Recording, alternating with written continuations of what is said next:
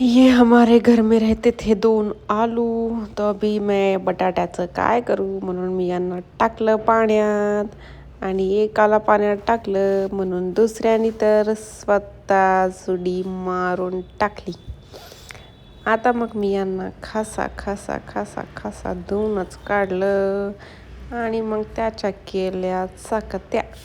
चकत्या करायला घेतलं तर हे पहिला बटाटा जरा खराब निघाला, मग दुसरा बटाटा चांगला निघाला.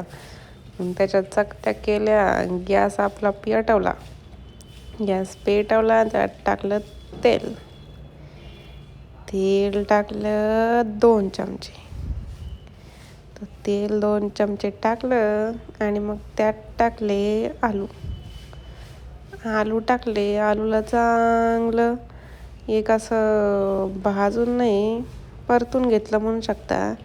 त्याला परतून घेतलं, कारण डायरेक्ट तिखट जर टाकलं तेलात तर मग होतं ठसका. म्हणून पहिले आलूनं परतून घेतलं.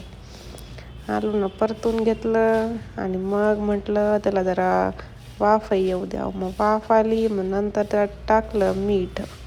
मीठ टाकलं. मिठात चमचा होता तर दुसरा घेतला.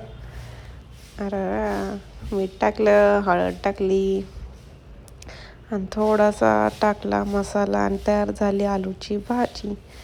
So guys, give it a try. This is so well cooked.